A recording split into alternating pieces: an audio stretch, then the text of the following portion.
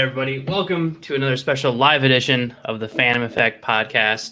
As always, I am your host to all things Phantom, your guide to the mystical, your guide to the different effects that Phantoms have on us, the Bushido Geek. Devin has bailed yet again on yet another recording. Some excuse about I got married, so now I'm on my honeymoon, or I don't know, whatever random bull crap he wants to throw out there. But we're here live doing a cool Star Wars special. So if you're listening to this on May 4th, congratulations. You're our first bonus episode of the month. But we wanted to do this. I wanted to do it a little bit differently on the 3rd. Get it, I don't know, do it live, do it fun. I mean, it's Star Wars Day tomorrow. Might as well talk some Star Wars. But as you guys know, I'm never alone. I mean, I am, but that's an internal thing. But I'm joined by some previous past guests. One you might recognize from a certain episode that just aired last week, like not even 3 days ago. But Sam the Man is back again. And then another guy named Mark. I just keep showing up. That you can't get rid of me. Apparently not. And I mean, you want to be the new Devin? I mean, it's not the worst idea. I also don't think it's the worst idea. It's not. See, even Devin's mom is supporting us before Devin is. She's talking to me. I'm Mark. Sure. Oh wait, do we want to? Before we get started, do we want to show off our? Yeah. So if you're listening to this live, I'll try to describe. If you're listening to this tomorrow, I'll try to describe it. If you're listening to this down the road, but each of us are wearing different Star Wars shirts to celebrate Star Wars Day. Mark went with a plain, just the good old classic Star Wars logo. Yep. Sam it's a trap, which I'm hoping you guys are. Marker. And mine's kind of a hodgepodge of like Darth Vader, Boba Fett, and then the Luke and Leia and Chewbacca are all on the bottom. And it's one of my 3 Star Wars shirts. I couldn't really decide which one I wanted to go with, so I went with this one. So, I mean, I guess a good way to just jump right into it is, I mean, obviously Star Wars Day is tomorrow. How is everybody planning to celebrate Star Wars Day? To wake up at 4 a.m. to go to my job. Such a good way to celebrate. Mm-hmm. I will also be at work, but I might throw on A New Hope in the background. Ooh. Yes, I will also be working. But yeah, I'll probably try to like play something. I might even just go simple, just because it's like if the movies are playing, I might be too focused, so I might just like throw on Clone Wars or something, just kind of like have it on in the background, because I love Clone Wars, but I've already seen each of the episodes a couple times now, so I can kind of just like have it going and have it playing a little bit. I would like to point out, like, tomorrow is May the 4th, and then obviously we have Revenge of the 5th, but we can celebrate Star Wars all month because this is the May. Yes, thank you so much, Mark. Yeah, thanks for that. My point is that you don't have to have a specific day to celebrate Star Wars. I celebrate Star Wars every day of my life, just existing. Well, that's like the thing is that, like, what's the name? You have Star Trek fans that are called Trekkies or Trekkers, or you've got Doctor Who fans that are Whovians. So what do you call fans of Star Wars? I go with the human race. Yeah, well, I mean, it is. You can get such broad spectrums. I mean, like I have people that I know that are generally like not huge, like Star Wars people or whatever. And then you got like our friend Dennis, who's like so far on the side of being a fan of Star Wars that it's like you can't even convince him that they've ever done anything bad. That's true. Which you should have had him on here. He would have been able to talk for. You would have carried this podcast. Days. We would not have had to talk. No, yeah, we could have been like, Dennis, Star Wars, go. Yeah, exactly. And that's literally all we would have. And then I would have just had a cutout of myself that I like put here, and then just sneak out. I never would have done anything. I would have been like, all right, well, this is no longer my podcast or anything like this at all. But no, I mean, it's interesting though. I mean, because you're right. It's because May the 4th kind of was like its own thing for a while, and then everyone was like, wait a minute, the 5th, that sounds like something. Sounds like Sith. Wait, what can we do with this? And then you have another day of Star Wars that you could still watch, But I think that might be a day where I just kind of read some Darth Vader comics or something and kind of get my Sith on. Hashtag the Sith did nothing wrong. Just making sure that I throw that out there again. Absolutely. No, I'll probably watch Friends of the Sith tomorrow after work. I only work till like noon, so I've got the rest of the day to There you go. Yeah, just catch up on my High binge Republic watch Star comics Wars. that I'm collecting, and I just have yet to open. I opened the first one of each, and then I've got like 4 of the issues, and I just haven't had the time. So maybe I'll do that tomorrow. There you go. See, there's always so much to do though with Star Wars, which is I feel like just such kind of like a fun area because there's such again like this could go for hours and hours. Obviously, it's not going to because there's just so much of a rich tapestry to dive into. So Mark knows my thoughts on this, but I'll go into this after. But like everyone has one aspect of Star Wars that failed them in some way. Like it can even be as far back as like the old Star Wars Christmas special. Quick plug to a past episode if you want to talk to the main writer. If you want to listen to an episode where we interviewed the main writer of that movie, Bruce Valanche, you can go back and play that episode and hear what it was like to make that movie. But for each of you, like what's been like the failure for Star Wars? Because obviously we're going to get into all the good stuff we like, but let's start with some failure stuff here. You want to go first, Sam? Yeah, when Kylo Ren fucking died. Hey, we got Robert. That was mine. Hey, Robert, thanks for joining, man. My pleasure. But Sam, yeah, so when he died, that was the moment. So stupid. Rey should have just stayed dead. She didn't need to Tell us how you really feel. I thought that would have been nice because like having the actual like main character of the movie die and stay dead. That's not something that happens. There's always some weird thing that brings him back. And here was some weird thing. I had to lose Ben. I'm just. You're going off the assumption that J.J. Abrams can make an original plot line. That's also true. Also, yeah, a fair point. So what about you, Mark? What was the tell you moment exactly what it is. Hang on. I gotta get the character here. Oh no. I don't like sand. No, but I didn't. I would say like as a kid, I was like even when those prequels were coming out, I wasn't super critical. I was only like 10 when Phantom Menace came out, so I didn't become really critical of it until I got a little older. So even Phantom but Attack of the Clones was the first movie where I just remember leaving the theater and not feeling fulfilled. Like I was just like, I just feel like I didn't get what I wanted out of that. Yeah. And then you're not the only one. As you get older, you start to understand why you feel the way you do about things. And it's like, oh, I didn't like that. Yeah. Yeah, I get what you're saying.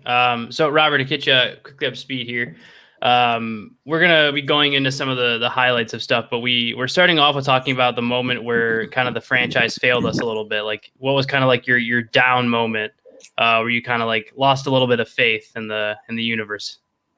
Well, I guess the Phantom Menace, I'd probably easily say that, but I guess in my younger years, because I actually did see the films in their original versions theatrically, 77, 80, and 83, I guess I had those pangs that come with childhood when you find Han Solo was not going to be at the end of Empire. And but I guess I kind of revised that because now I see that Empire is the strongest of the films. But I guess you can see signs of that in retrospect with Jedi, because I know that I got a kick out of it. I saw it a few times, but I guess in retrospect people would say, oh, it's teddy bears and it's the Muppets in Jabba's palace. But I think the Phantom Menace was a bit of a downer for me because maybe I had these preconceived notions and the highest of expectations because I was thinking, hey, a Star Wars film again.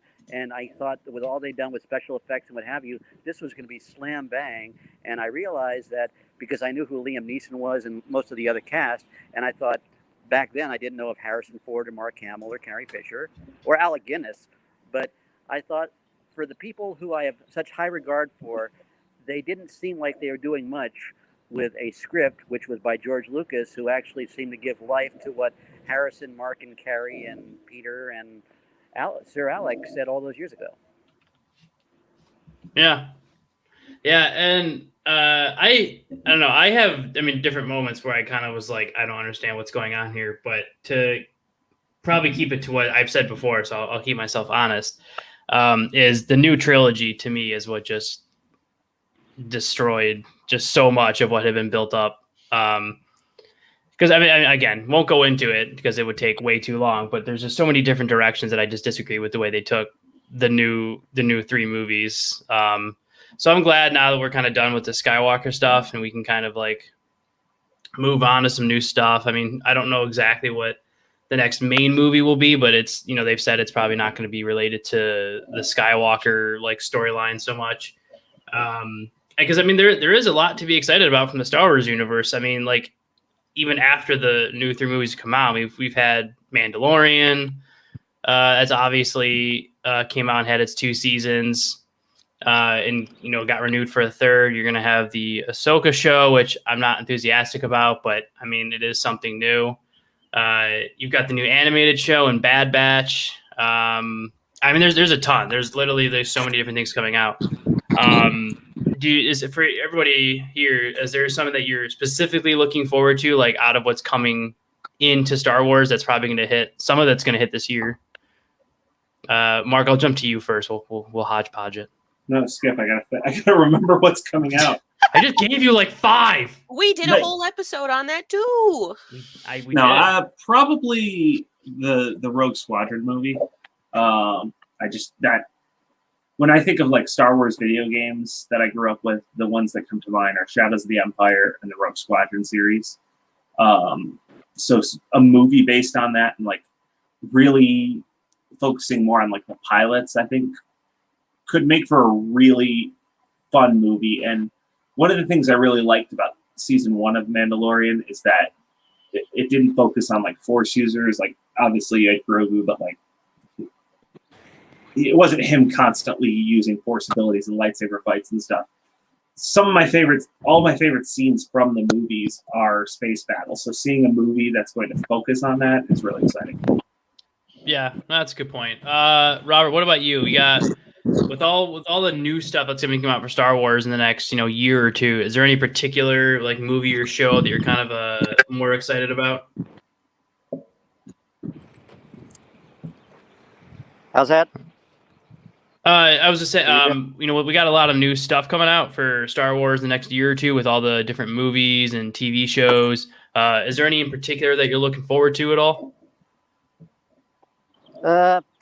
I actually wouldn't mind if they just brought back the episodes 4, 5, and 6, because maybe it's because of just the more what's it called? This phrase that says the more things are missed, the more you want them. And well, maybe I'm misreading that, but last year, 2019, when there was a theater showing the original Star Wars, not the 1977 version, I raced out to see that because I guess I just have such a Jones for it. And I'm not saying that they should eliminate the 3rd trilogy or the first one, but at times I almost wish that they kind of kept a sense of the middle trilogy still being as much of a thing of importance as the last or the first. Okay, yeah, I get what you're saying. Sometimes there's like kind of like that era of nostalgia that kind of like hits in a little bit, and you try to like juggle it between kind of what you got going on in the new space. Sam, what about you? I know we talked about it before, but I'm very excited for the Obi-Wan Kenobi show, mostly because Hayden Christensen's going to be in it. That man is good looking. And Visions, the animated by the Japanese animation studio one, I'm kind of geek for that. True. Yeah, that's a good one. I keep forgetting about the Obi-Wan show because it's like it went through so much craziness to even like become a thing. Well, it was supposed to be a movie, wasn't it? I was like, I thought it originally it was supposed to be like a movie, and then it was supposed to be like 8 or 10 episodes, and then it got shortened to like 6, and then it got shortened to like I don't know if I can't remember if it's 4 or 6, and then they wrote all the scripts, and then they hated the scripts, so they had to rewrite all the scripts. And like then they finally started filming it, like after the most recent like reshoot of all the script rewrites. So nervous about it. I don't know. Honestly, for me, it's probably just because I don't know how the rest of it's gonna go. I'm honestly just excited to see Bad Batch, because Clone Wars was like, to me, the last. I didn't watch too much of Rebels or anything, but Clone Wars to me was a fantastic animated show. So I'm really excited to see if they keep the same sense of what made that show popular with Bad Batch. But I am also probably like tied with the Obi-Wan Kenobi show, just because of like what that could bring into like the future of like the different TV shows and the different movies and stuff. So I don't know, it's going to be interesting, because that's the thing though, is because with Star Wars, there's so much a deep fandom behind it that every little minor thing that comes out is just scrutinized and analyzed like just to all bloody hell. And it's because it's just the simplest thing. We're gonna jump on it, you know. Like, I mean, who knows if like, I mean, because obviously like there's, you know, Jar Jar and, you know, things in the new trilogy that people didn't like, and that has like deep kind of hate behind it. But I that's what makes me nervous about this stuff too, is like people, like if something good does come out, but it's not up to like what the general fandom of Star Wars thinks is good, like we could lose out on. I don't know. We could lose out on some stuff. So it's always got to be careful when you have something with this deep of a fandom behind it. Star Wars fans are notoriously easy to please. Oh, 100%. Yeah. They never have any problems with stuff. Absolutely not. No. I will say that's the thing, is I feel like right now they're going more for like just throwing everything at the wall and seeing what sticks. With this many shows that all just seem shows and movies that just all seem so different. They're just trying like, hey, let's just see what people like, what people take to, and you know, whatever succeeds, great, we'll keep going. Whatever doesn't, we'll throw out. Yeah, I feel like that's also part of like what's like, because I mean, again, Disney is just kind of, like you said, kind of throwing darts at a dartboard and seeing what shows are going to be good and what shows aren't going to be good. But I mean, it's kind of like we have the success of The Mandalorian is the cause for a lot of that. You know, if that show had bombed, I can't imagine we'd be getting as many of these things. Oh, as we are. I'm sure some were planned regardless, but with if you think about it, like, I don't want to put it all on one person, because I know a lot of people work on The Mandalorian, and it obviously is a group effort, but like the right showrunner can really like make or break a show, because there's plenty of shows that like have like terrible ideas, but they get a good showrunner behind them who can really drive the production and make sure the story is tight and flows well. And then you'll see that same show, everyone loves it, and all the same cast and crew are there, but then the showrunner retires and they bring in someone new, and the show just completely goes downhill. yeah. And I think that Jon Favreau as the showrunner for that was a great choice, because, you know, he did the same thing with Iron Man, because he knows how to like tell a story of a character who is kind of a dick, but still kind of enjoyable to watch. Yeah, and for those of you that are either you're watching live or if you're listening to this, whether it's tomorrow or down the road, I'm going to do a quick little cut here to welcome in a new guest, good buddy of mine, Dave. What's up, man? You're muted, Dave. Oh yeah, you are. Well, now you're muted through StreamYard, but you were muted before as well.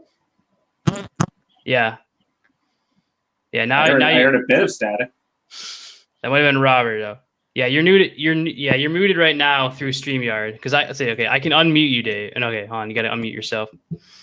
Dave, there's gonna be a button on the bottom that says mute, and it should be like red. Okay, so now you're unmuted. How we doing? There you go. Hey, Look at there that. you go. Technology works. Yeah, we're Weird. not. It's not like we're podcasters. No, not at all.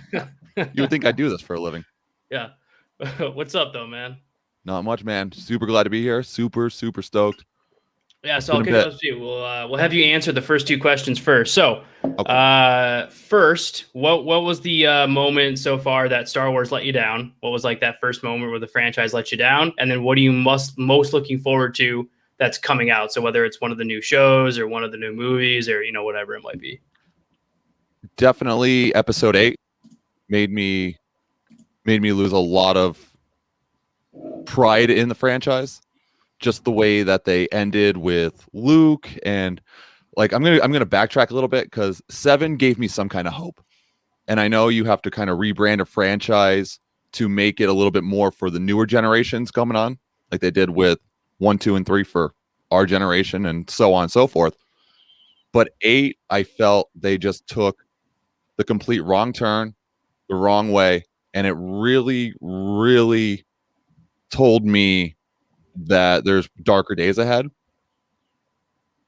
And on the flip side of that, though, I am super looking forward to Fett Man, the Book of Fett. Cannot wait for that. Yeah. The show's definitely brought it back, and I'm glad that they're doing what they're doing with the shows. So that was top notch. Yeah, for sure. I briefly forgot, but yeah, the Fett show is going to be one because again, like Mark, to your point earlier about The Mandalorian, at least the first season for the most part, steering away from the Force users and that aspect of it. The Fett show, is obviously going to be going into like that bounty hunter realm and kind of that pirate aspect, Black Sun. And if you're super into Star Wars, you'll like, and if you're not, Google what Black Sun is, and it's a pirate organization, Darth Maul thing, and there's whole different things behind it. But Mark, it's probably a good moment since we're just talking about Fett to share our own story about Boba Fett to Jeremy Bulloch. So rest in peace, Jeremy Bulloch. Those of you who are listening that don't know, Jeremy Bulloch is a famous British actor who is the original actor of Boba Fett in the original trilogy. Like the guy behind the helmet obviously doesn't really say anything, but that was the original guy who played him. Mark, you want to set the stage? Yeah, I'll set the scene and then you can tell exactly what happened. So it was Motor City Comic Con in Detroit. I think it was 2014, 2015. It would have been the first convention we ever did. So yeah. First season of Arrow. So around. I think it was 2015. Yeah. So about 6 years ago. And we never gone to convention together, but we were like, no, let's make it a full weekend. We'll we'll get there, late on Friday, get a hotel like down the road. And so we took the day off work on Friday so we could go to all the panels and stuff. And we saw that Jeremy Bulloch was going to be there. We were so excited. So we got to the panel. We sat in the front row. And Jeremy Bulloch comes out and he's like, hey, I'm going to do this little exercise with you, and then Mark can tell you what happens next. Yeah. So again, he's talking about like Star Wars and stuff, and how like he transitioned from like doing like British theater to like movie roles like Star Wars and stuff like that, and etc. And he says, all right, I'm going to bring 3 people on stage, and we're going to do like acting exercises. So obviously, you're just kind of excited to be there and hear what it was like to work on the Star Wars movies and everything like that. And so he picks like 2 random people at random or whatever, and then he's like, all right, I need a third. And I whisper to Mark, like, dude, one of us should do it, as like a joke. Who Mark uses the opportunity to grab my hand and throw it in the air. And remember, we're front row. So he immediately goes, oh yeah, Green Arrow guy. Yeah, that works. I'm like, oh, I fucking hate we should clarify that you were cosplaying as the Green Arrow. Yes, I was cosplaying as Green Arrow. So I'm in full cosplay. Like, I gotta like put down like my bow and like all this other stuff that I'm like littered around with. And so Mark's already smiling like ear to ear because he knows that I have to get up in like a giant. Had the phone out ready to record. Yeah, he's already got his phone out. And the video does exist. The video still exists of me doing this. It's on your page, I think. We shared it before. Yeah, the video does exist. So he has the first people do like random. Yeah, he has the first 2 people do like random stuff. Like, I don't know. It was one of their big panels. I was like, what? Maybe there was like Mark, 200 people in there? Maybe. It was a little less than that. It was probably like 100. Okay. There's a lot though. Still, Yeah, like, yeah. when you're not used to speaking. It was one of their about bigger panel rooms. I just can't remember like which one it was. So he has the first people do like random things, like just say who you are in a loud voice, or like tell the room something about yourself or whatever. And so I'm like in my head planning like to do something interesting, and Mark whispers to me as I'm waiting. He goes, "Dude, just do the Arrow monologue. Like you're cosplaying as Green Arrow, you know the monologue by heart. Just do that." I'm like, yeah, it's probably. I was like, oh yeah, it's a good idea. So my turn comes up. I walk up to the front of the panel room, and he looks at me dead in the eye, and he goes, "All right, Scottish accent." And I immediately froze because I had been rehearsing the monologue in my head for the last 5 minutes. No one else had to do anything like this. And he just goes, "Scottish accent." And I just froze in front of the whole room for like 5 seconds.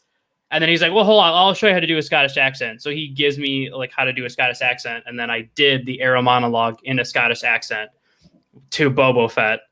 And then forever like just sat down and like just swore at Mark the rest of the day.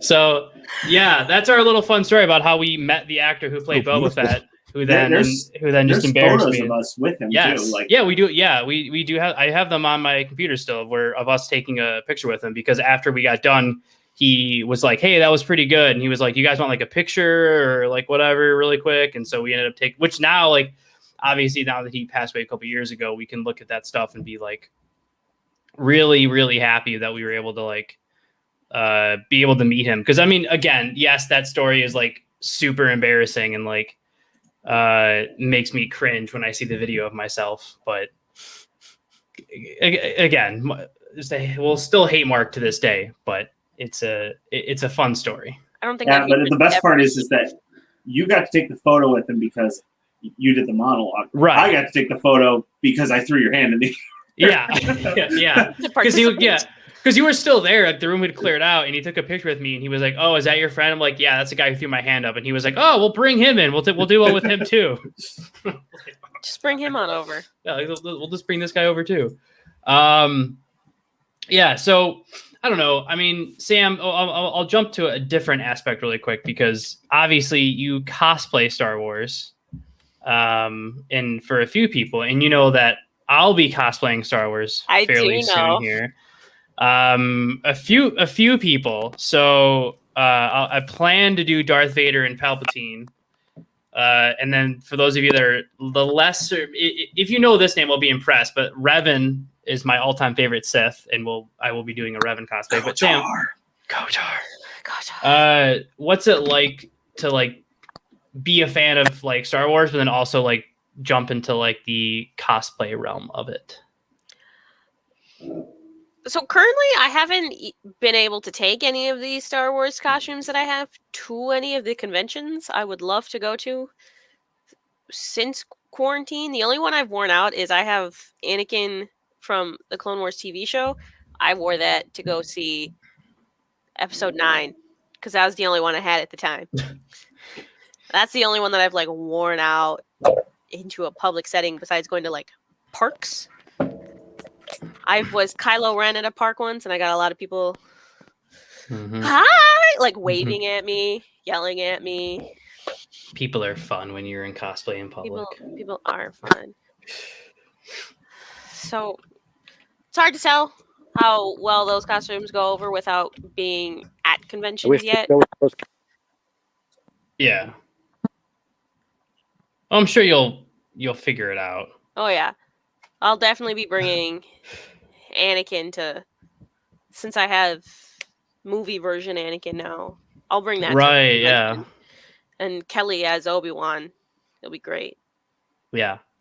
Cosplay is always just so fun, especially in Star Wars, because you get to swing around a lightsaber, and it's more allowed. Yeah, and then next fake convention, we'll be doing originals. And I still got to figure out what I'm going to be doing with that, because I got to do Luke, and I don't know what to do yet. Yeah. I mean, I would just suggest getting a bottle of green milk. Thank you so much. You know, don't worry. I'll get one for you. Sweet. I'll get one for you. I'll be a friend. I'll be a friend. Damn. Yeah, I got you.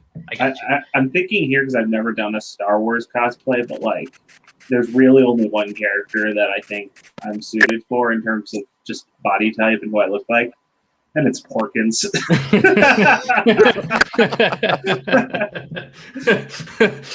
Just build yourself like a little X-wing like car around yourself, and just exactly.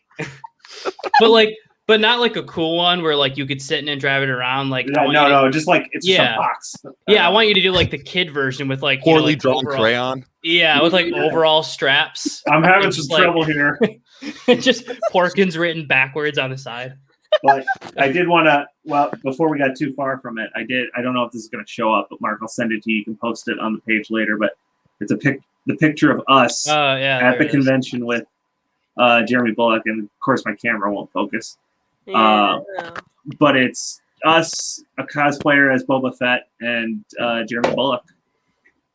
Yeah, it was a fun time. It was definitely cool meeting him and being able to kind of like share that experience and stuff. But I don't know. Like I said, today was going to be purely kind of random because it's Star Wars and there's just way too much to talk about to even try to do somewhat of a structure, especially just because of how much there is. And so, Dave, I'm going to throw you on the spot because you were the last one here. What about Star Wars? Like, does it for you? Like, I mean, obviously there's a ton, but like, what about Star Wars, man? Man, when I look at Star Wars, it just takes me to that point where it's like I could still go back and be a child. And like I just remember watching what was it? Return of the Jedi was like the first Star Wars movie I actually watched as a kid and immediately fell in love. Immediately fell in love with everything. And that was what got me into, like, I'm not the the quote unquote super geek, but that got me into like the nerd realm, the fandom of just Star Wars. And now that like my kid is all about Chewbacca and like living the Star Wars dream that I was living growing up, it just makes it even that much better for me. Yeah. Yeah. I definitely see my kids very all over the place. Cause again, part of the problem with being a part of so many fandoms is where do you start and like what path do you try to go down? And so I went down, I won't touch base on it too long because this is a Star Wars topic, but I started with the Lord of the Rings route. So obviously he knows more about that, but he does like Darth Vader the most only because he's heard me talk about Darth Vader so much. He just figures that's like, well, Dad likes it, so like obviously it's cool. That's probably pretty cool. Cameron, the dude with emphysema is the way to go. Yeah, I've told him the smart stuff, like Darth Vader did nothing wrong. Rebels are terrorists. Like he's, I'm teaching him the correct way about how to be a fan of Star Wars. That sounds all right to me. Yeah, and I got a Darth Vader nightlight over his bed behind me, so I'm doing everything the right way. Does it do the breathing at night? No, That'd be horrifying. That's the humidifier. I wish it did just for the sole. I wish it did just for the sole purpose of like. No, you just in the middle of the night he just wakes up to it going, and then a red lightsaber like the hallway scene from Rogue One.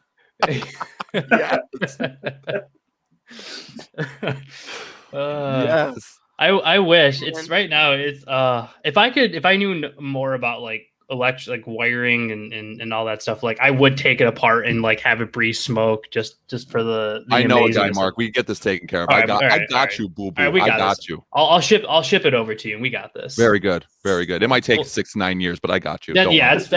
Yeah, that's fine. Yeah. He'll hopefully still enjoy it when he's older. But see, it's always funny though because like there's just so much with Star Wars. Like I played for him episode 4. And he kind of like somewhat paid attention to it, and that's how he knows who like Darth Maul is. And then I've tried playing like Clone Wars for him, and he just like he likes Yoda, and then he just doesn't understand anything else that's happening in the show, and he's just like, whatever. Like this is beyond me. Stupid dad. I don't like this. This is beyond me. Like let's just move on and do other things with our days here. So it's always weird, like when you see like the next generation, because there was such a large gap between like 1, 2, and 3 and 7, 8, and 9, like massive. Yeah, where now you're getting this weird like generation of fans who like either grew up with 7, 8, and 9, or grew up just knowing that those movies just got done. And like versus for us, where we grew up, like being like, oh yeah, these movies came out 20 years ago or 20, 30 years ago. and 1, 2, and 3 didn't come out until Mark, Dave, Early 2000s. Yeah, Early, yeah. like well into already being a nerd of stuff. Yeah, I mean, I remember, again, I was only like 10 years old, but I remember it was first we had the re-releases, the special edition 1997s came out. True. And that was when I actually saw A New Hope. My parents took me to see the re-release. Yeah. So that was already a big thing. But then I remember when Phantom Menace came out. That was an event. Like, oh my god, it was. Yeah, it was. It literally took the world by storm. Like, it was all people were talking about. Remember the collectible Pepsi cans when that was coming out? Yes. Yeah. Yeah. Oh man. It's one thing that's missing from today is like, and Robert, if you can hear me, I'm going to jump to a question to you in a second, but I feel like that's one thing that is missing from like the new releases of like stuff today. I mean, yeah, Star Wars obviously included, is that like those things like the Pepsi cans or like all those things, like even like the original, like some of the original toys that came out, like the stuff that comes out now is it's just not the same. There's not as much like there's obviously build up and like hype, but I don't think there's as much like pre-built fan hype as there was like for the previous movies or stuff. Like I feel like now it's just more like, hey, this big movie is coming out and it's a big budget picture, like you should see it because it's a big budget, a big money picture, but there's not any like free publicity for it. I mean, there's no like, hey, there's this special edition thing coming out. It's just, hey, here's just another movie and here's a bunch of cheap toys. Like, I don't know. I feel like that magic is kind of like just disappeared a little bit. There's no tangible aspect to it. Yeah. It's like, yeah, here, we want to give you money. We want to watch something, but like just having that, like, yeah, absolutely. Yeah, it's different. And Robert, the question I want to ask you is like, so obviously, like you said, you were there for kind of the original movies, like as they came out. So what's it been like for you, like to see Star Wars go from essentially something that came out where nobody knew what was going to happen to, I mean, obviously the massive cultural phenomenon that it is, today?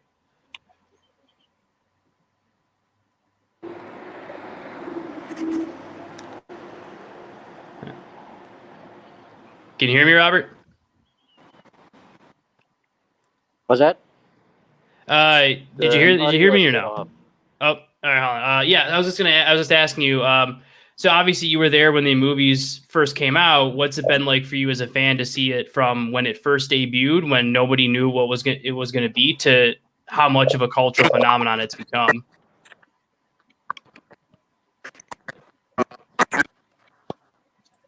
Oh, this connection's pretty rough. Yeah, it looks like we're having some audio issues on that part.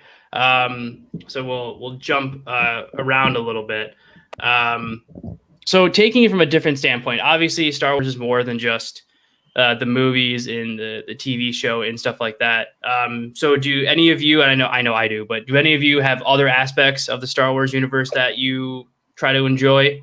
Whether it's from like the comic books or the video games, or is there anything that you guys also have that's kind of like brought you into the universe a little bit?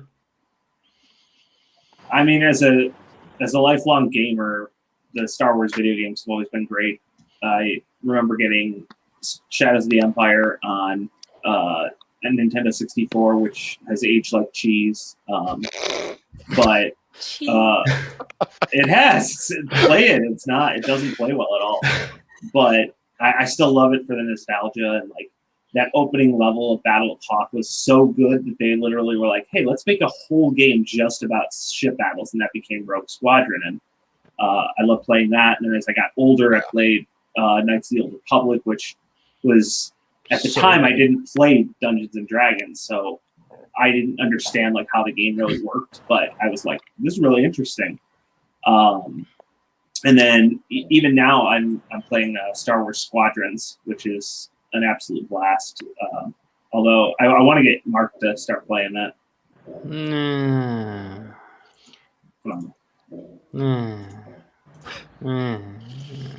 I have that game for the VR, and there are days where I put that on and I can play for hours, and there's other days I put that on and I'm like, oh, I'm sick already. Oh, I just don't have a VR. I just play it on the computer. So.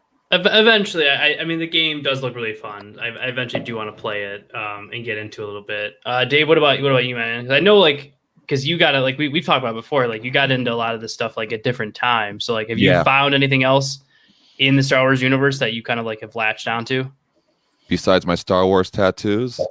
Yeah, well, yeah. I mean, come on, the things that everyone has. Come on. Nah, man, I'm gonna go with Mark too. It's like the gaming for me is what really like took a chokehold on me.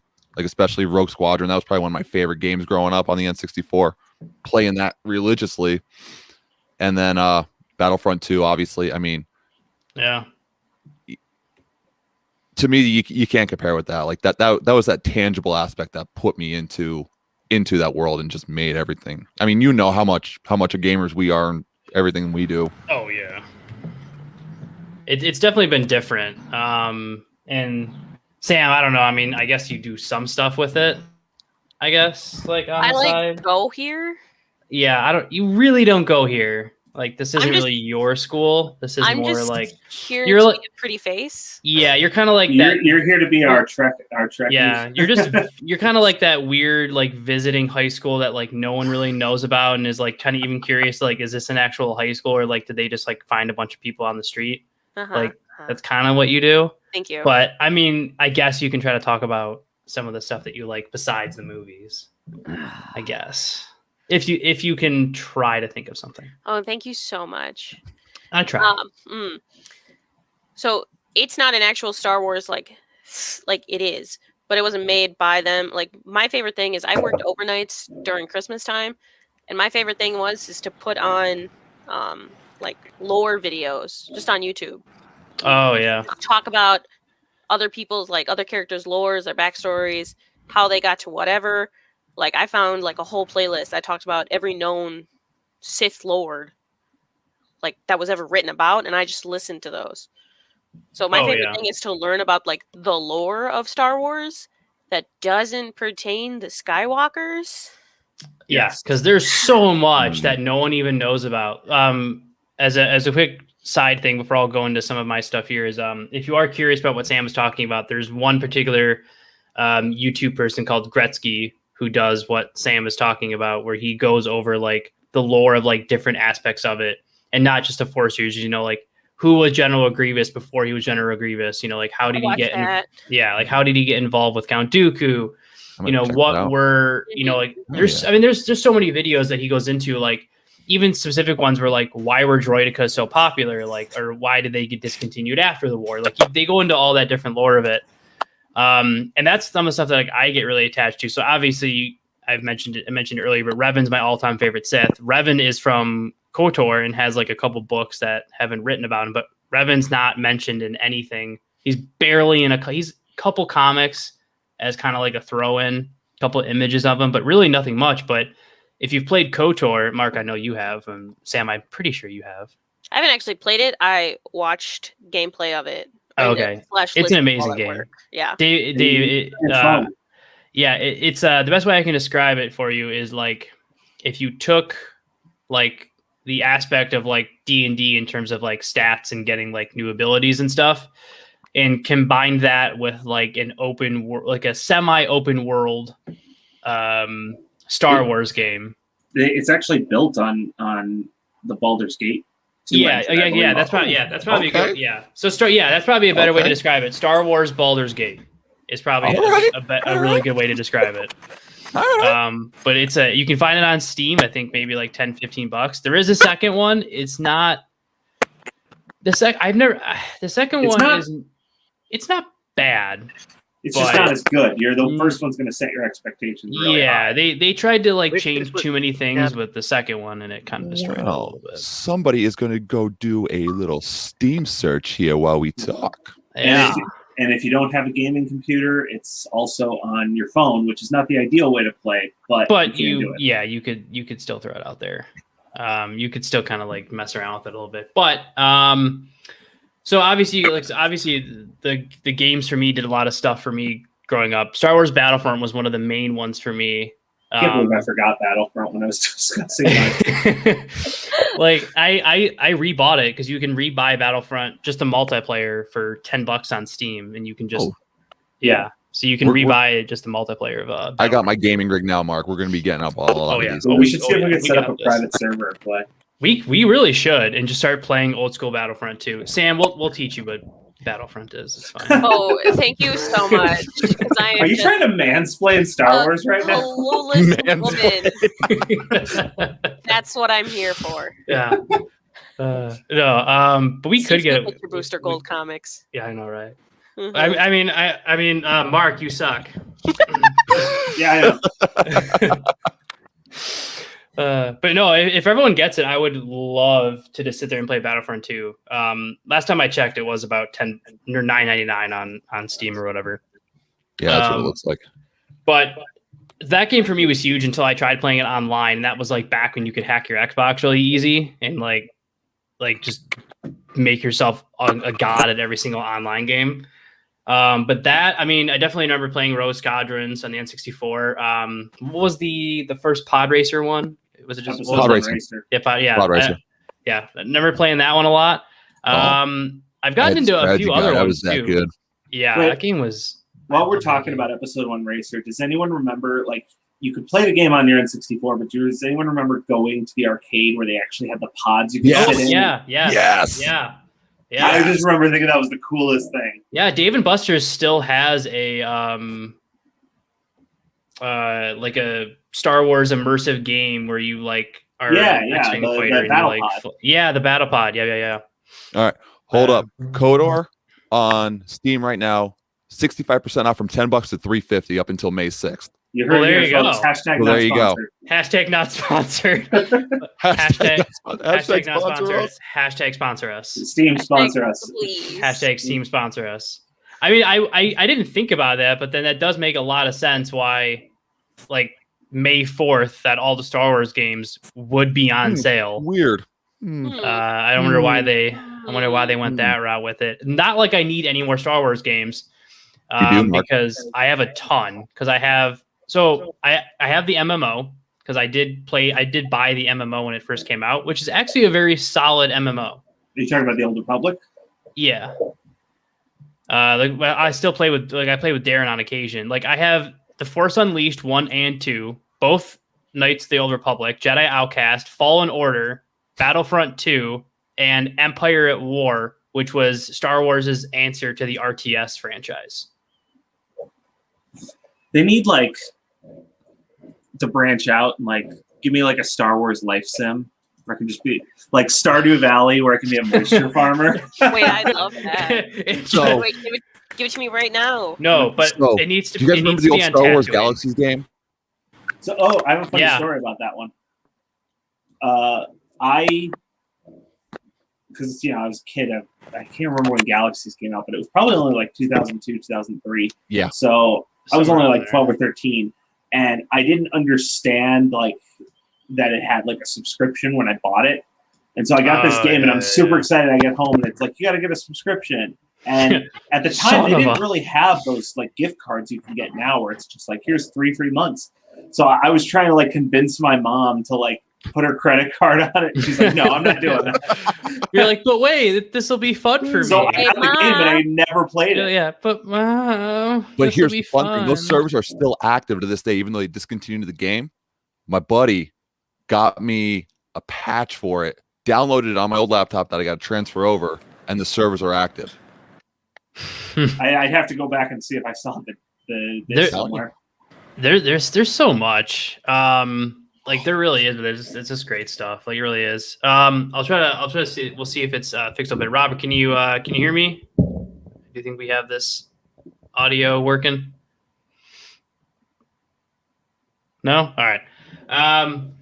But yeah, it's crazy. Like I remember when I first tried booting up the Battlefront 2, like when I had bought the multiplayer and like tried booting it up.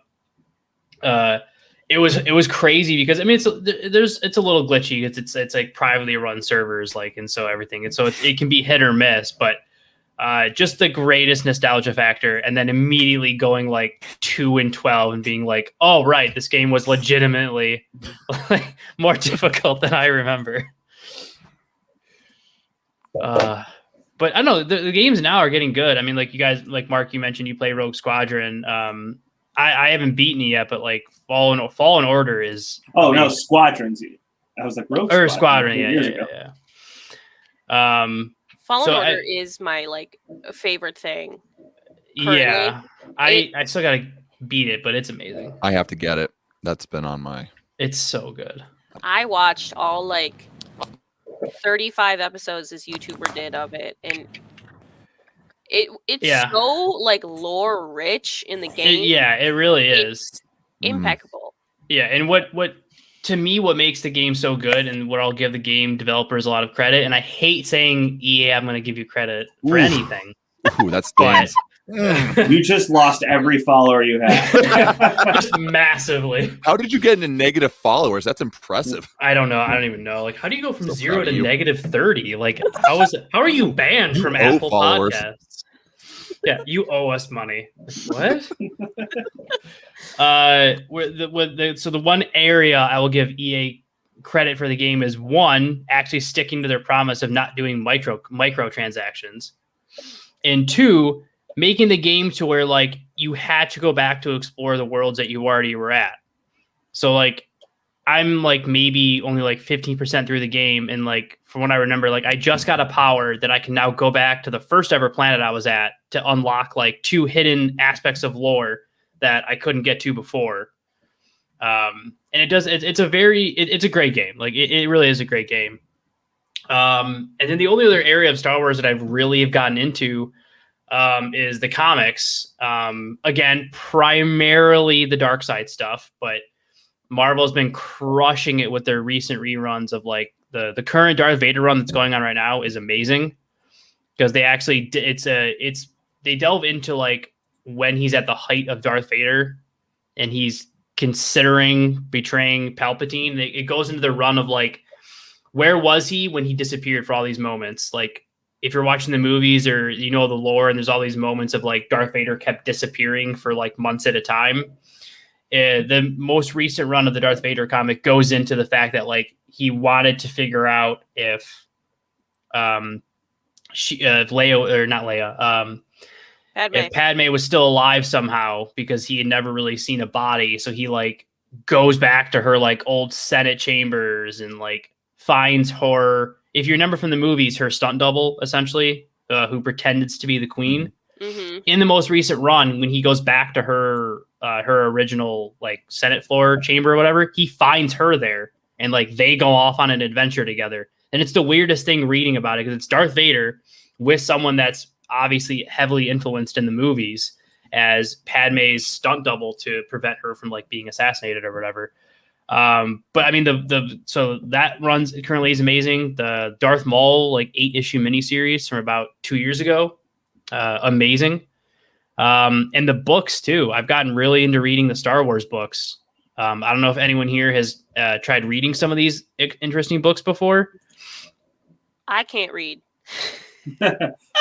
Well, I knew to read, not to read. I knew that. Okay, so books are things with like letters on them. That's stupid. I don't like it. Yeah, you're getting a lot of extra work here. I'm not into. Does it have the moving pictures?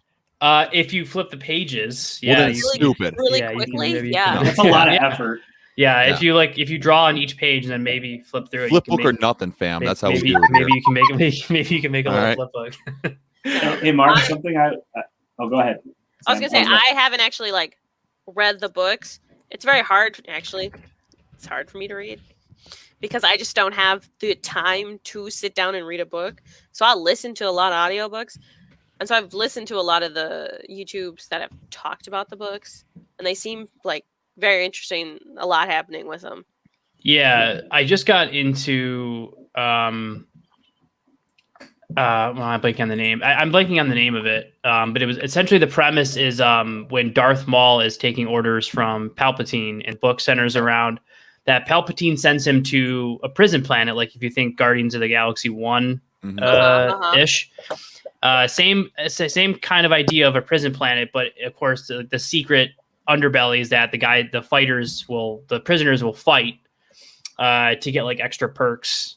If you think like what was it, like Escape 3 or whatever with Sylvester Stallone, that really bad movie. But it's a really great book because it goes into like Darth Maul like realizing that Palpatine is keeping things hidden from him, So you start seeing Darth Maul like start doing these early things to try to like figure out how he can gain power outside of Palpatine. The book goes into like a lot of detail about it. I know there's a ton of Star Wars books, but I've really gotten to those. And did anyone ever check out like those? They released like those bounty. It was like a bounty hunter guide, a Sith guide, and like a Jedi guide. I'm sorry. What was that, Robert? I heard you for a second, but it broke up. Tale by I think it's KWG.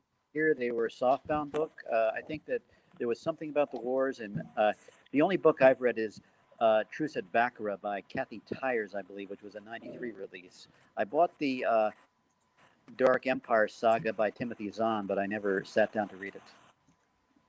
Oh, okay. I haven't read those myself. The only one that I bought of the ones I was just talking about was the Sith one, obviously for obvious reasons. But we're getting close to an hour, so I'm gonna wrap up in a little bit here. But before I do that, which I say that now, but then the last time I said that with you, Sam, we were like, we'll wrap up soon. 45 minutes later. Oh, right. Oh, wait, I do have something that I was going to mention. I looked this up because I was thinking about it as we were talking about Knights of the Old Republic, and I was like, did I misremember that? But according to IGN, there is a remake of Knights of the Old Republic coming from the game developer Aspyr. That's not the fan. That's not the fan one that got shut down, right? No, this is like an official. Aspyr, for those who don't know, they've done a lot of like porting the older Star Wars games to modern consoles like the Switch and the 360 and the 360. Wow, I'm dating myself. Yeah, a little bit. Okay, there's some throwbacks. Yeah, right. Sorry, that Xbox Series. I can't even. Whatever the current system. Back on my Atari X Series Y. Back on my Coleco. I'm a PC gamer. So, anyways, if they're remaking that game, I will be definitely picking that. Oh, 1,000%. And I do know also, again, I could be wrong, but aren't they also doing a Star Wars RPG? Isn't that being rumored? Like a tabletop RPG or no, like from what I read before, and I'm seeing another article here, it was like it's supposed to be like an actual RPG, like what you would think of as a role-playing game, just set in Star Wars, in the Star Wars universe. I'm seeing some rumors about it, but like, as with anything, you got to wait to see, especially with the remake, because they could look at the old combat from KOTOR and be like, this is too slow, and decide to remake the whole thing. And yeah, if you're wondering if you want to see some of the work that Aspyr has done before, if you're kind of curious about some of the remake work, but you want to see how it is from a Star Wars standpoint, you can look at the recent remake that was just done of Star Wars Republic Commando, was done by them. So if you want something to compare it to, that's what they did. Yeah, I'm trying to look up some stuff here. Again, sorry if you're listening to this. If you're listening to this, we're finding this out live, so we're trying to see what exactly was going on around about it. You look that up, and I'll share a fun story. Live in Technicolor. Is that another picture I can have you throw up on the Phantom Effect page, Mark, is that I have a photo of you, me, and like a bunch of other people at the premiere of Rogue One. We got like 8 of us all in a row seeing the movie. Yeah. But I realized, now that I think about it, that even though I wasn't born for the original trilogy, I have actually gone back since then and seen like re-releases in theaters. So I have actually seen every Star Wars movie that came out theatrically in theaters. So I do remember seeing Rogue One, because Rogue One is probably Rogue One and Han Solo. I did like Han Solo. I saw Han Solo very late because I just assumed it was going to be terrible, so I avoided seeing it for the longest time. And was finally super pressured into seeing it. Me and Kelly watched the Han Solo movie within this past year, because I was telling her, I was like, I haven't heard good things about this movie. This movie's gonna be bad. And then we watched it. That's what I thought. Goes, can you tell me what was bad? I don't know. And I'm like, yeah, here we go. Yeah, I liked it when I saw it. I saw it right when it came out. I didn't.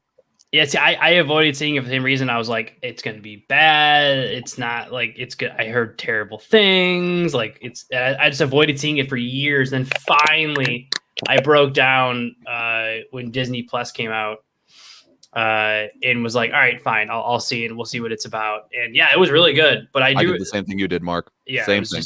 I just assumed, which I mean, I don't know. I guess because it just seemed like it was gonna be bad.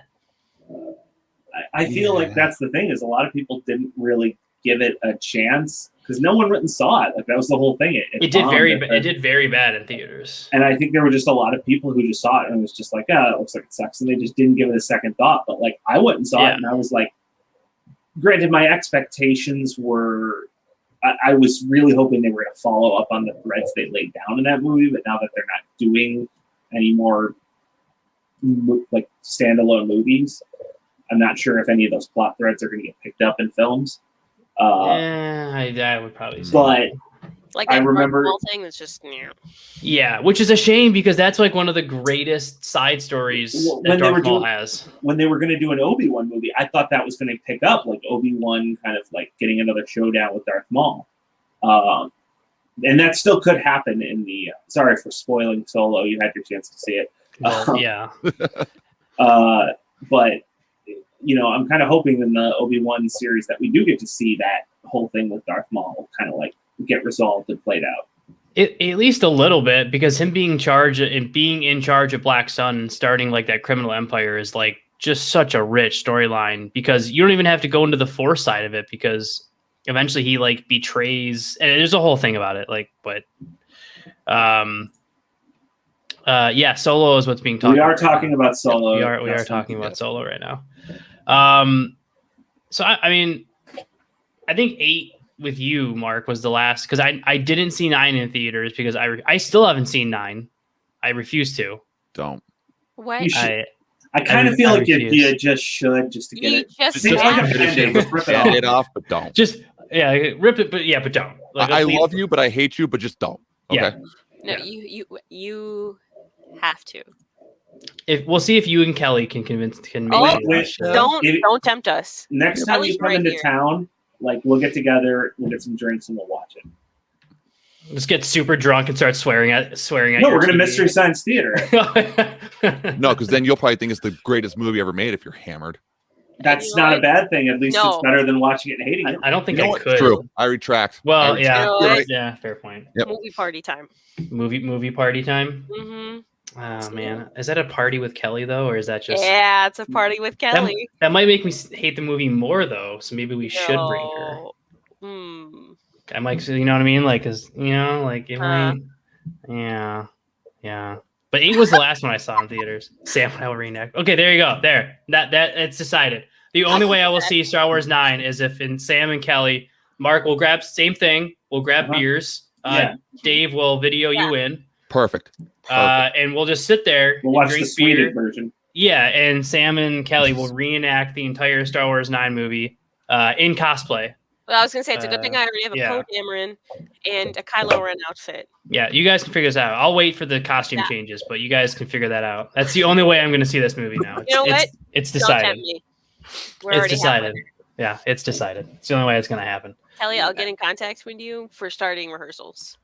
Yeah, you guys got like a month. We can't be talking about this. Like Disney's going to see this and shut it down. They're like, no. Yeah, you're done. Mark just gets a knock on the door right now. Oh, I hear you talking about Star Wars. I hear you talking shit. The mouse knows all.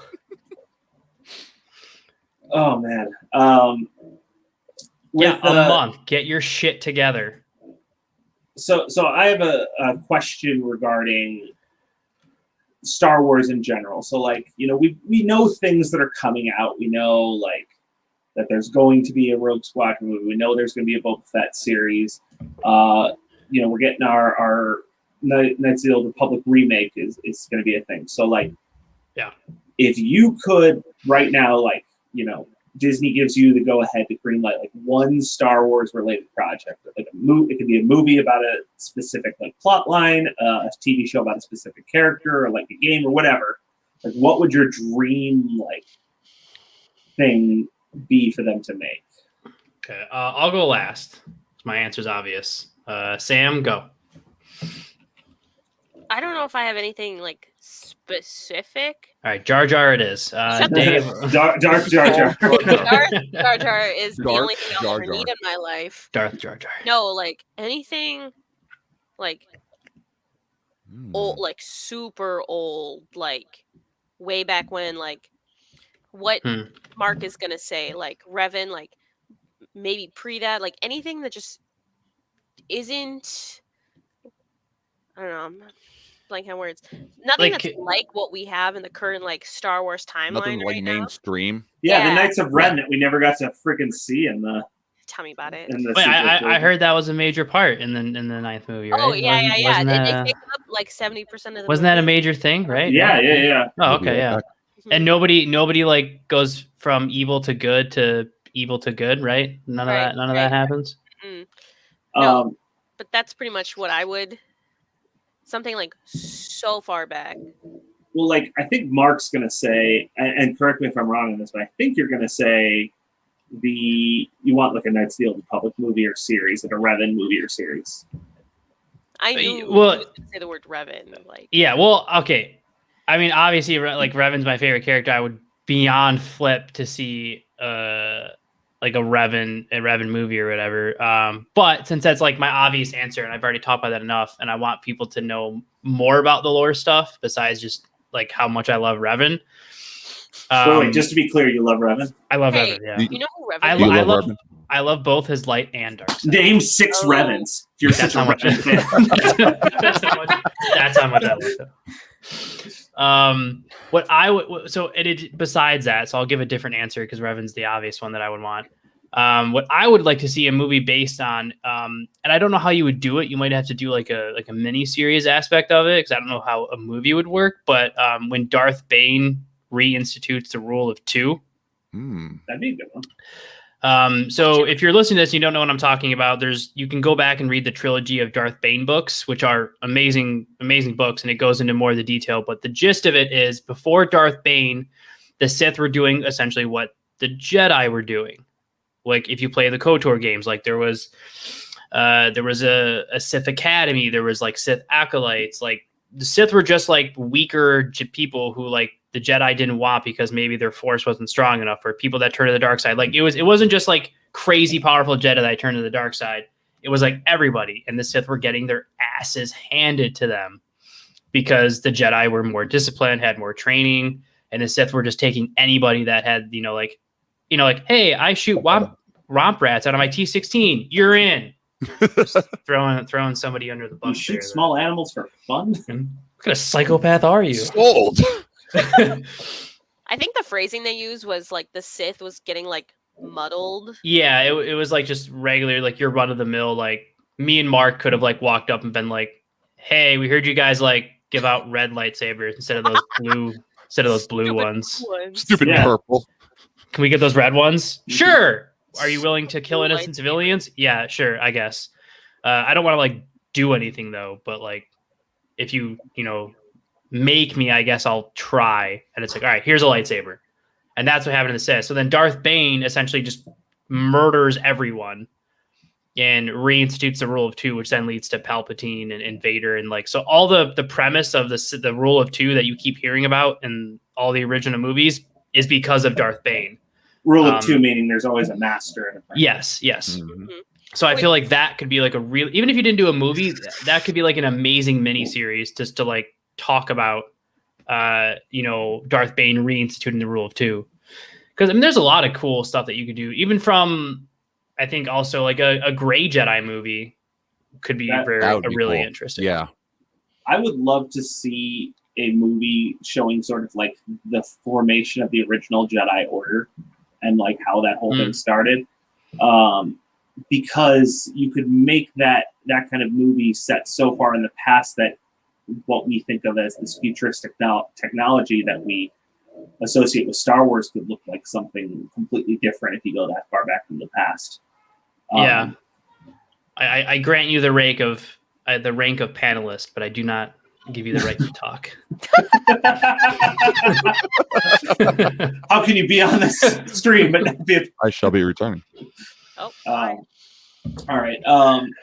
But yeah, I think a movie or TV series kind of showing the formation of the Jedi, and then maybe even leading into the formation of the Sith. And I haven't admittedly read a lot of the Disney extended universe, so I'm not sure if that's even been covered in the books or what the timetable is. Some of the books and early Legend comics. Good night, my little Padawan. Go into it. Sorry. All good, but yeah, I'd love to see a show that kind of covers that, and like how the Jedi Order became what it, how it started out, and like what it was designed to look like versus seeing how it is like in the movies that we've already seen. Yeah. Kind of like, sorry, real quick, just kind of like when you look at something that was created hundreds of years ago and see how it changes and sometimes gets twisted and warped over all that time. It would be really interesting to see that. That would be cool. Yeah. I think too, you could do a very cool, like to your point, Mark, like, because the comic, like I said, it goes into it, like, how did Korriban get to the way that it was, like they go into the history of like, how did a normal planet at one time get so corrupt and, like imbued with the dark side, and like, because there's a lot of stuff they never go into because everything was so focused on Skywalker and the light side. I am so sick of hearing about the Skywalker. Yeah, they like Wait, who's Skywalker? Yeah, some douchebag. You don't even want to know. Yeah, it's just some douche. Whatever. Yeah, it's just some guy that drinks green stuff and like, like nerd tries to kill people in their sleep because they had a bad dream this one time, and goddamn. Yeah, just really awkward stuff. Something with sand. Really like, not a cash money time. Sand's a big part of it. There's like robots. Of course it is. Yeah. There's like robots and stuff, and but like the Sith have really cool stuff that like would be, to Mark's point, like would be great to just see something about like the Sith have their own holocrons that are like really insanely like crazy. Where like it's one of them where it runs, but like Sith artifacts are imbued with dark power. So like when someone uses them, they try to kill the wielder and like take over their body.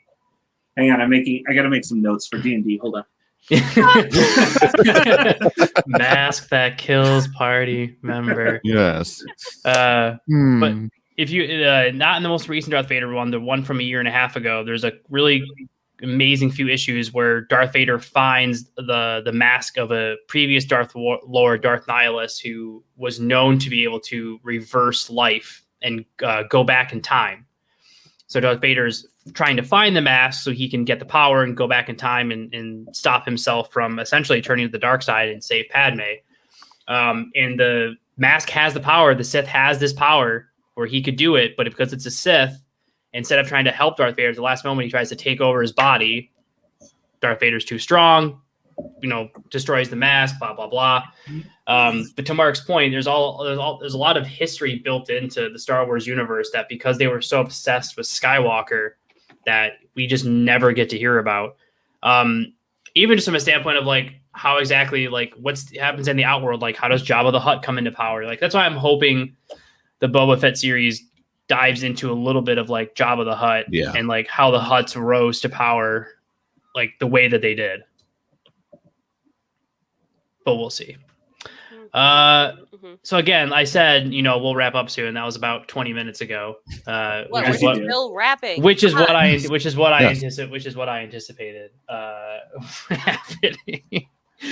So does anybody have like anything when it comes to Star Wars that you do want to like, if somebody's listening to this and they're like, maybe they're just like a casual Star Wars fan, or maybe like they really haven't gone into Star Wars yet, but then like because of tomorrow being Star Wars Day and kind of it being that time of year, but to potentially get started, where would you guys say like, hey, this is how you could get started? This is how you could, like, what would be your personal recommendations for kind of finding something in Star Wars?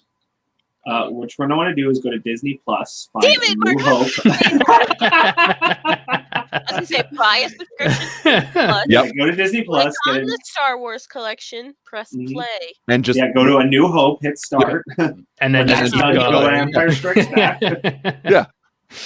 And then Return of the Jedi, and then you Start can with stop. 9, work your way down. Actually, quick questions. I know. Sorry to keep dragging this out even longer, Mark. No, but, you're good. are you guys familiar with the concept of machete order?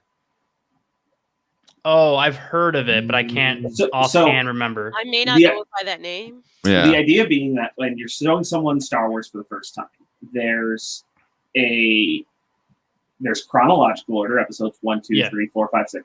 But a lot of the stuff that you see in 1, 2, and 3 are supposed to be sort of like fan service to you, and you won't appreciate them much if you watch them. Don't watch 4, 5, and 6 before that. But then you argue that like some things in 6 kind of play out better if you've watched the prequels first. So what this guy came up with was what he called machete order, and he says that you should watch, if you're going to show Star Wars to someone new, you should watch episode 4, episode 5, episode 2, episode 3, and then episode 6. And you skip 1 altogether. And the reason being is 1 doesn't really do anything that isn't covered by 2 and 3. And then 2 and 3 lets you kind of see the journey of how, after you find out that Darth Vader is Luke's father, then you can go back and see how he became Vader, and then finally see the conclusion to both their stories. Interesting. I have not heard of that before. No. That does. I'd heard of machete order, but I've never tried watching in that order. But I guess it's because I've watched all of them now a couple times, so it's like Not all of them. Not all of them. Don't you Yeah, you lie. haven't seen 9. Don't you lie. whatever. I'm not counting the crap that's going to be 9. Dude, And the you Sam watched- I hate to tell you this, but The this Sam is reenacts it. depressing to say that you watched the holiday special before you saw episode 9. I did. Yeah. Mark, I've seen the holiday special like 2 or 3 times. you're killing me. Wow. Well, because I had to watch it because I watched it like when I was getting into Star Wars, and then I had to watch it again when we interviewed the writer from that movie because I was like I hadn't seen it in so long. I Had to. had to. I have a Still- semi-new respect for you, Mark. Just a semi-slight. Still won't watch 9 unless Sam and Kelly interact it flawlessly. But if with one little mistake, right? Because I'm gonna print out a script like line by line. If I see a single mistake, yeah. And if I see one mistake, we're canceling the whole thing. The whole thing's done. It's mute. There's no point. Machete order. But machete order. It's hard for us to say because we've all seen the movies, and as far as I know, all of us have seen them like in order that they came out. Pretty much. Mhm. Yeah, I Mark. mean, he technically hasn't broken the order because I have not. I just stopped he just it. hasn't watched. He just stopped at 8. I just stopped it. But I'm curious if anyone listening has ever like tried machete order, either like on their own watching it or like showing it to a friend, and let us know how it worked out. Because I do have some people I'd like to show Star Wars to, and I'm wondering if machete order might be a good way to do it. Yeah, I'd be interested. So I will say, if you listen to this, you can comment in quickly now before we end it, or you can feel free to message me at Facebook or Twitter at Phantom Effect, or hell, leave a review on Apple with 5 stars, of course, and then answer. And then this please question. like, comment, and subscribe. And then please like, comment, and subscribe. If you leave a 5-star review, we'll live record our answers. Yeah, Yes. and then the review can just be the answer to yes, I watched Machete Order. And then go on the How about if Discord you leave a 5-star and review? follow all the channels on that. We filmed the reenactment of episode 9. How about we do that? We could do that. In all can do a private seriousness, we showing could of totally the do like screen. a Zoom read of Star Wars We really could. of A New Hope, I mean, because I would love to do that. that would be interesting. Obviously, we'd have to do only like a part of it, though. No, it's parody. No. You We can go all parody. in or nothing. Whole thing. The whole thing. With parody, you can do it. That's This true. has really With gone parody, out of you can't. control. I Yeah, love with everything parody, you about are it. allowed to Fair do it. use. As long as you say it's a parody, then Yeah. it is Exactly. allowed.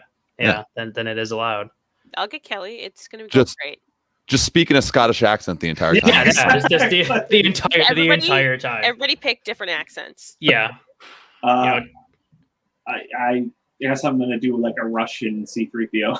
Oh, Do you want to? Do you want to and Soviet practice? Tatooine are doing Here, Here, I'm gonna look up a C-3PO line, like a famous one, right?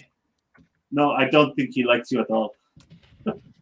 I want a good one though, like a longer one Sorry, that you Mark, have that to. wasn't a good one. Yeah, that wasn't good enough. No. I want a longer one. All right. Okay, this is from A New Hope. Okay. Don't you call me a mindless philosopher, you overweight glob of grease. Don't call me a mindless philosopher. That's not Russian. Don't call me a mindless philosopher, you overweight ball of grease. There it is. All right. We'll take that. You know what? You can do Russian if you don't like it. No, thank you. All right. So how many people would you need? Well, we could do You with need like Luke, Han, Right. Leia, C-3PO. Someone has to do R2-D2. you could do, but you could do C3. You could have the same person do C-3PO and R2-D2. I mean, Exactly. yeah, like And then I'm trying to think if there's anyone else. I mean, even though it wouldn't be like my main part, I'd love to voice Porkins. who's typing that? Do your honeymoon, Devin. Yeah, go to away. your honeymoon, man. Like, your wife is You're waiting not for wanted here, clearly. you. Well, that has to be him because I didn't type it. Oh, and we need Vader. Well, I'll do Vader.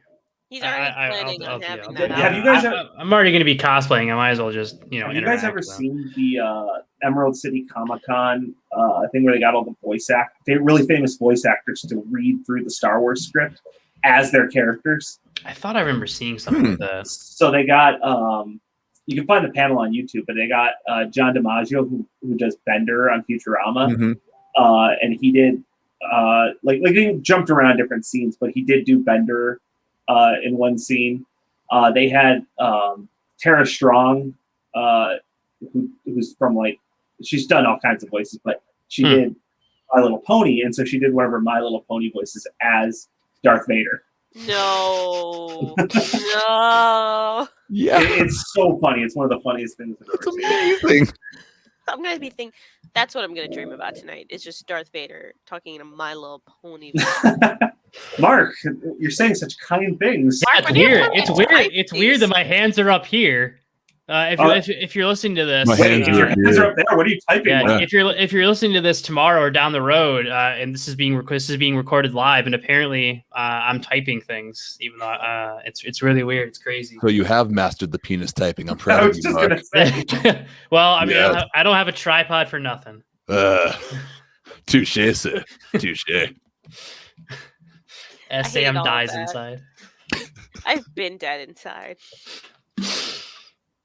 Yeah, but that's like a life thing. That's not a A that's life not day thing? Yeah, that's just a life Yeah. day thing. It's a lifestyle choice. Yeah. Dave, I'll jump to you for two things. So one, what would you tell us to like the casual person to jump in for Star Wars, and also plug your show? You have a show? You are a beautiful human being. I knew I loved you for a reason. Plug? It's true. There's only one way to go with Star Wars, and it's not machete order. It's 4, 5, 6, 1, 2, 3, and then skip 7, 8, 9. Yeah. That's all you do. Nailed it. Nailed it. And then you throw in Rogue One because that's a fantastic film. It is. That's one of my favorites. And then you throw in Solo. And then you just forget 7. They never existed. Never existed. You just move on. Just move on. And I will gladly, shamelessly plug my podcast. Oh, look at that. We gotta go. Oh, you know what? Out of time. Not on time. Cut the music. That we're Mark done. was on. So if you want to listen to that train wreck, make sure you check out the Fearless Fathers podcast anywhere that you find podcasts. Podbean, Apple, Spotify, YouTube. YouTube's now. Amazonia, YouTube? Amazonians. the Pandoras, The and Pandoras. everywhere. Is that where the blue Yes. people are? Yeah, but like just go back and play my episode, and then Just play and then- Mark's yeah. episode. and then ignore absolute it glory. and move on. Mm, And move on with That's your it. life. Get me those numbers. Get me the numbers. What number is that so I know when to skip it? It's the only you just play it on loop. Actually, Ah. that's why you. I actually have it on a 24-hour loop Yeah. stream. Got Yeah, it. I do too. It's what helps me sleep. as you should. Yeah. I just put I have clips of me, like just my audio of every podcast I've ever done, and I just play it on a loop when I go to sleep. So the order makes no sense. So And it's and it's just me. yeah. And it's just me talking, but it's just the sound, like It's It's like- deafening. Listen, Oh you my just love the sound of your own voice that much. You're just like, I'm a fucking genius. That was I a am great, so talented. Devin, leave. that was a great. That Jokes was a on great, you. I actually fell asleep when we were interviewing. You're just like, I'm a genius. Devin, leave. I want to be alone with myself. I want to be alone with my own words. That was a great fucking question mark.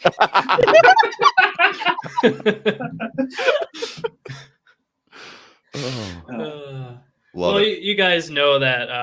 Of course, I'll throw all the links to the Fearless Fathers podcast when I'm doing this a little bit later. This episode will be debuting tomorrow morning. That's why this is being recorded live today, because I just literally this will be recorded with no edits, except for like one quick minor edit in the beginning. But like other than that, it's going to be an unedited episode because I wanted to do this like just a plan. Like what would it be like? Just let's talk Star Wars. No script. Let's just see where the conversation takes us, because there is so much to talk about when it comes to Star Wars. I didn't want to be like, let's just talk about the movies, and then it's an hour on the movies, and people who are casual fans or getting into new fandoms are just going to be like, all right, well, okay. We know enough about that. Well, now we got to record tomorrow for Revenge of the Fifth. Yeah. I'm free So tomorrow evening. yeah, we'll be live tomorrow. This is the May. as well. Yeah, This is the May. This is I the May. said that earlier. It's just we do an episode every day. Yeah, and then we have to do one on pretty much we'll be live every day for quick minutes, and we'll get down to the point where the 31st is just us talking about how Jar Jar is the greatest Star Wars character in the history of the franchise. I think you are right there, Mark. We need.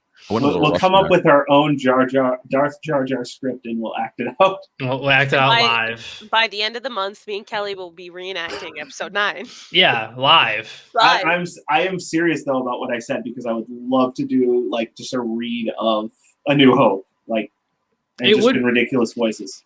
I'm not gonna lie, it would be very like I would love to do that, and then 2, if like again we can plan it out in the future, but as a end of the May month episode live on the 31st, as like a closeout to Star Wars month, to do a live read of A New Hope.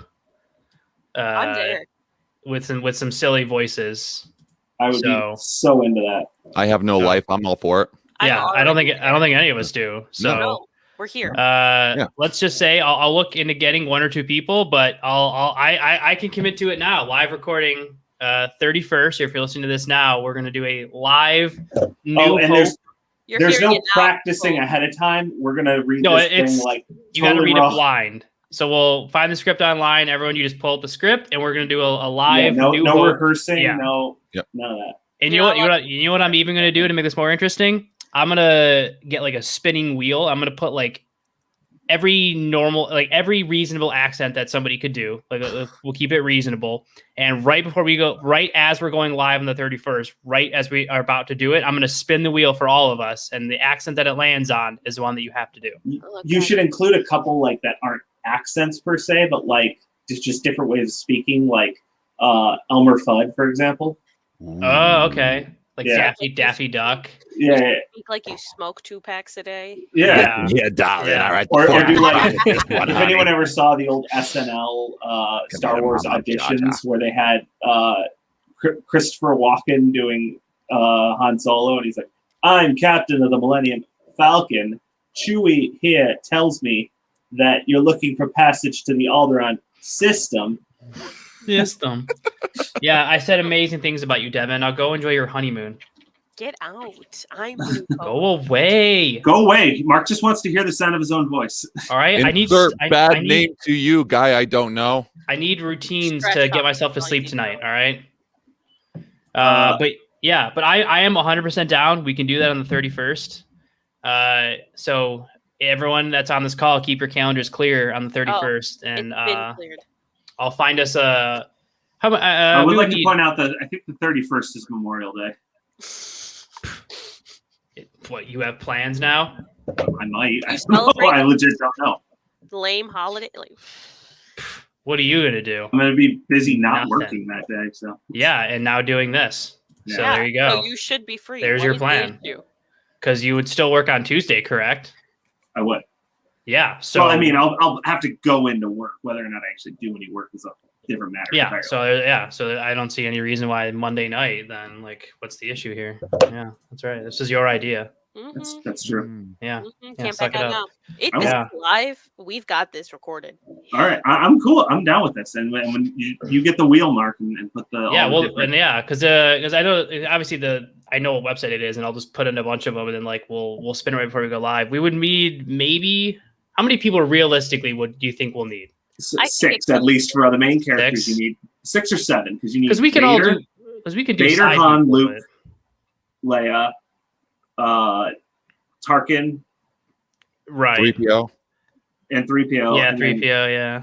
R2 can just be sound effects, and so then maybe someone to read the stage directions. So realistically, 6. Yeah. So realistically, 6 or 7. And then I'll say that when a random character comes up, I'm gonna have a wheel of our names, and I'll spin that someone wheel. else has to read it. Yep, and I'll spin that wheel, and then I'll spin both wheels, the accent wheel and the character wheel. Oh. So when a random character pops up, I'm getting so drunk for this. Yeah, and it just turns into you talking to yourself. Yeah. What no one knows because I'm not going to show the wheel. You don't need to see his identification. Yeah, we don't need to see his identification. These are not the droids you're looking for. What you guys don't know is that like both wheels are just my name. Like that's not fair. It's like, wow, Mark again. Wow, what are the odds, guys? I'm really sorry. I'm sure the next one you guys will totally get. It's just going to be us watching you do the entire thing. But join us for the Fandom Effects one-man show of Star Wars. And the 3 audience. Oh my god. If we actually do this, I know I said I'd do 3PO, but I would love to do the stage directions in the voice of like a 50s radio announcer. Meanwhile, at the Mos Eisley Cantina. That would be pretty good. All right, so it's decided May 31st. If Devin, can pretend that he gives a shit about this podcast by then, doubt it. Maybe Devin can actually like make an appearance for the first time in a week, and do something it's with inconsiderate. Yeah, it really is at this point. But we'll get there. I'm pretty sure it'll be very easy to find 3 other people or 2 other people to join us for a. Jay Volpix is in the chat, so if you can. I'm sure. Yeah, we'll make Jay Volpix do it. I'll guilt my business partner into doing it too. There we go. Problem solved. Yeah, we're all right. Yeah, look at this. We got this. All right. Too easy. So Too easy. May 31st, Monday, and I'll do my final plugs here where you can watch this at. So if you're interested and you like this, obviously if you made it to the end, and obviously if you've made it an hour and a half in, I would assume that you've enjoyed the last hour and a half, in which case I don't know what you're doing, but go ahead and make sure you subscribe on whatever platform you're listening to. It does help out. Make sure you leave a review. If you do leave a review, we will read it live, whether it's good or bad, because honestly, I don't give a shit if you don't like this. So go ahead and leave a bad review. No, I'm just kidding. But leave a review. But leave it addressed to Devin. Yeah, addressed to Devin. Yeah, make sure you say that the thing you didn't like was Devin. Devin was the problem. Yeah, make sure you clearly specify that, and we'll be good. But just I'll do a quick little month because this was coming out, obviously, like I said, on May the 4th. If you're listening to this, welcome. It's our first bonus episode of the month. Give you guys a quick teaser for what's going to happen this month. Obviously, as you just heard, we will try to make sure that this does actually legitimately happen on May 31st live, and we'll debut it. We'll debut it that Friday for our first episode to kick off the bonus for June. So we can do that. This month we got some pretty cool stuff coming. This will obviously be our first bonus episode. We have a couple cool interviews that are going to air this month with a couple people who are former Mr. Universe and a couple other interviews that we've done in the past, as well as my plan for the second bonus episode, as I finally want to go ahead and have a sit-down discussion about why Ash is the worst Pokemon trainer of all time in massive detail. So I plan on hopefully that being the second bonus episode. But if you do want to hear this episode or past ones or whatever it might be, like I mentioned earlier, Facebook and Twitter, very simple at Phantom Effect. Pick a podcasting platform. We are on there. Just go ahead and Google the Phantom Effect. We will be there. You can listen to us live. If you do want to support the show in any way, you can do it in a couple different ways. You can go to my Twitch, twitch.tv/BushidoGeek. Give me a follow. You can donate through there. Or you can go to buymeacoffee.com/fandompodcast, or you can subscribe to our Patreon. Those links are all scrolling at the bottom below. You can go to our Patreon/Phantom Effect Podcast. We have a couple different tiers. We are constantly adding more to it. Different tiers get you different things. If you do subscribe to our top tier, once a month, you can either join in on a D&D one-shot where or I will be your dungeon master, or you can just join for periodic gaming sessions. But all the money does towards help supporting the show in different ways. So it would definitely mean a lot. We can catch this show repeating on the Scene Snobs Network every Sunday at 7 p.m. Eastern Time. You can catch our shows on there as well. But if you just really want to hear my voice, you can also listen to myself on a live show that I do every Saturday called Nerdtainment Tonight, which airs exclusively on the Scene Snobs Network, as well as my Twitch, where I just kind of go over weekly news that's happened in the industry. So you can do various different things like that. That's going to do it for me on this edition of the Phantom Effect. Does anyone have any final words they want to throw out there? Follow me. Oh, hey, I didn't see Sam that. the Man cosplay anywhere to see every Star Wars cosplay I'll ever do. All right. Kelly, I will send you my 48-hour mixtape of just my voice. Oh, mixtape. Yes. Yeah, I went old school with it. It's just him doing like spoken word poetry like William Shatner. Jar Jar Binks is the best of all time. Hang on. She packed my bags last night, pre-flight. So,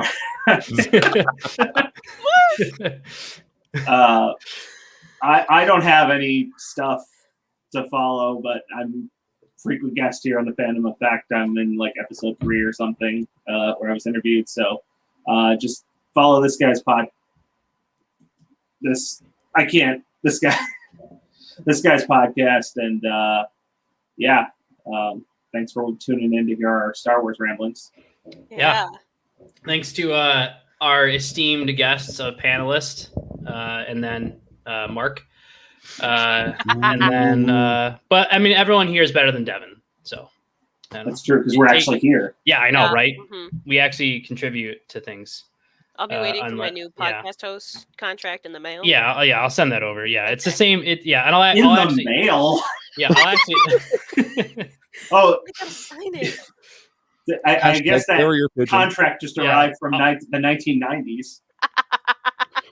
I'll send it in a pneumatic tube. Let me send you a telegram. Or I guess I could send it. I guess I could send it by land speeder. Ooh, I have a kid's land speeder right in the other side of my basement. We could do this. See, there we go. Problem solved. We got now Devin, and I'll have Devin deliver it to you, but I won't tell him what it's for.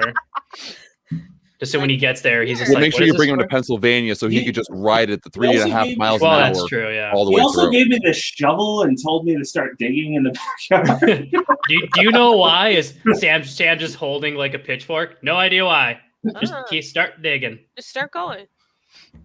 Everything will be fine. So tune in next week to hear the Dateline episode about podcast host murdered on Star Wars Day on Unsolved Mysteries. But that's gonna do it for me. Like I said, to close out, if you are curious about Star Wars, you can go back, Google a lot of things that we talked about.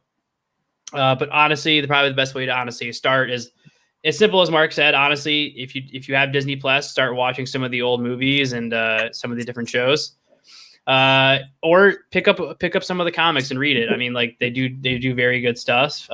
So it really there's so many different ways to start that honestly just pick one that you think appeals to you the most, that you think might be easier for you to go with, and just go with it.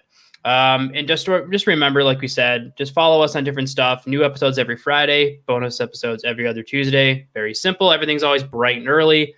Just remember that when one fandom rises to join it, 3 more will rise to join it when you find one fandom. Yes, I stole that from Greek mythology and from Marvel, but it's mine now. Exclusively mine. Yeah, trademarked, LLC'd. Put it on a shirt. It's done. Forget it. Put it on a shirt. Speaking of which, I will close out with this. when Devin does get back from his honeymoon, jokes aside, our merch store we're finally going to get it up and running. So Phantom Effect merch / exclusive Bushido Geek Side merch is coming. I want So just stay tuned for that in the next couple of weeks. When I do have the official store up and running, we will, of course, we'll make an announcement. We'll go live. Will you We'll talk sign about mine? it. Can I have mine signed? $10. Can I not have mine signed and get- just get like pictures? You know what? It's comics. I'll just settle for mine I'll being signed by the person who starred in episode 3 of your podcast. Devin would sign it for free. Yeah, but he's never on the show, so that's not worth anything. That's true. Exclusivity. Yeah, Mm. but yeah, if for some reason, if you're listening to this and you want me to sign your merch and you buy something, just tell me and I will sign it before I put it out. Yeah, there we go for it, Dave. We'll Wait, if you're gonna spit for only $5, what would you do for 10? And on that note, Next time on the fandom. Good night, everybody. good night, everybody. Music.